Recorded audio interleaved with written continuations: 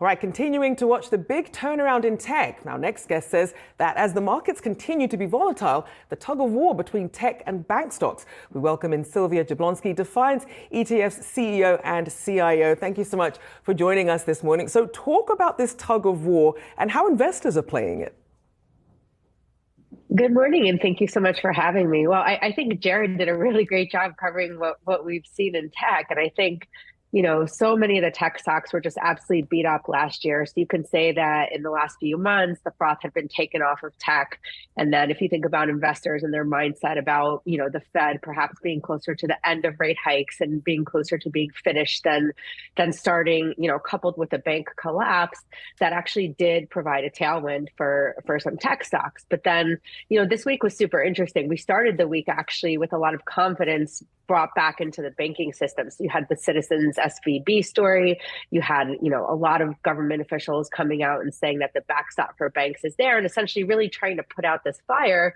And I think they did a good job putting out the fire. And then what you saw was that a lot of investors in the beginning of the week took some of those tech gains, to Jared's point. I mean, you have some of these stocks up 70, 80% starting into this year.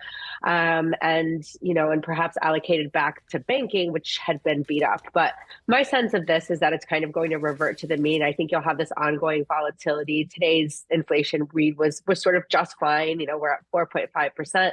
That didn't go away, but at least it wasn't too hot. So we'll have stability in that tech trade.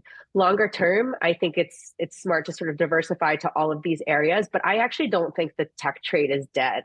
They're not near their 52-week highs, for example.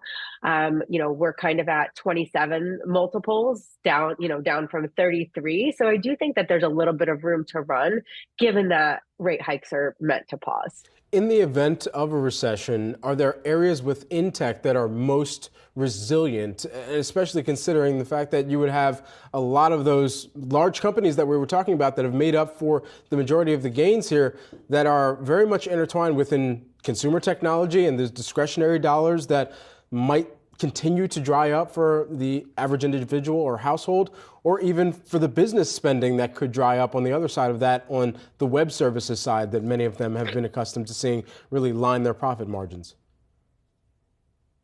Yeah, that's a great question. And I think, I've been thinking a lot about this with tech. I would argue that tech has already been in a recession basically for the last 14 months and is coming out of it.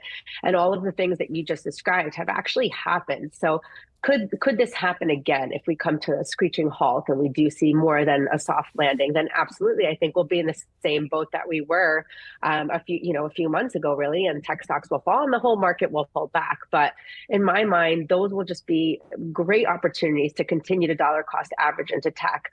To answer your question a little more specifically, these tech companies, those top 10 that a lot of us talk about, the Microsofts, Apples, Amazon, and so on, they have strong balance sheets. They can weather a recession. Maybe we won't get that 10% growth out of them. But if you're looking for a stock that you have patience to hold for a few years, why not keep something like that on your balance sheet? That you're not going to have, like a bank run type of situation on an Apple or Microsoft, for example. They pay out some good dividends. They're the future of AI. They're the future of innovation, cybersecurity, cloud. So I think that tech has a lot of room to run, actually, especially with rates falling. And I think that spending is going to pick up. If we have a recession, I suspect it will be shallow enough. And I think that some of that spending is actually going to come back into tech because it's been on hold for the past year and a half. And Sylvia, we've had guests say the Fed should have paused already, perhaps should have, started cutting rates by this point. How do you position yourself and what are you steering clear of as you try and make sense of this volatility?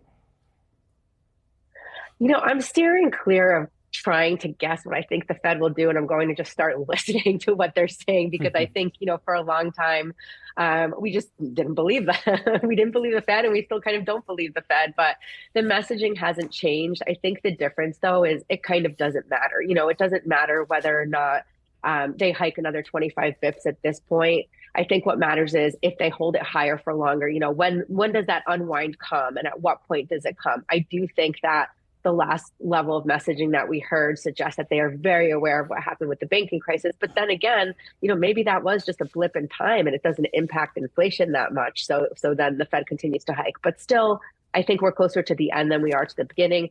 I'll just listen to what they say. And on pullback days, I'm going to pick up the names that are most hurt.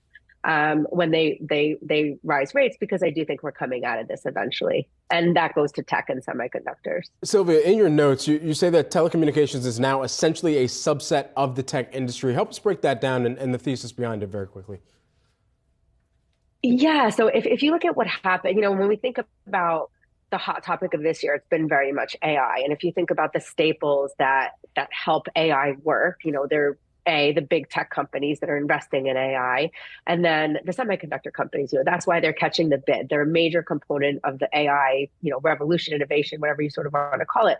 But if we think that, some of the semiconductor stocks have benefited a lot and they have a ways to go, but maybe they're closer to, the end of their rally, you can look a little bit further down and look at the communication stocks, right? So you need 5G to actually power AI, machine learning, innovation. So start thinking about companies like Verizon, AT&T, T-Mobile, Skyworks, American Tower, some of the REITs that actually are necessary to the property REITs that are actually necessary to power all of this. I think if you look at, what kind of powers 5G, what powers speed and lower latency, it goes beyond just semiconductors. So I just started looking a level down and thought, some of these top telecommunications stock are going to be a big winner of the AI revolution going forward. Does that mean that they should also have the same or similar PE ratio? I don't think so, because they're still classic communications companies. I just think that they're going to benefit from a technology trend. So I do think that they'll get, additional revenues, perhaps an additional margin expansion because of AI, because of innovation, because of machine learning. But, that'll come with time. Sylvia Jablonski, always a pleasure to speak with you. Thanks so much. Defiance ETFs CEO Thanks for having me. and CIO. Appreciate it.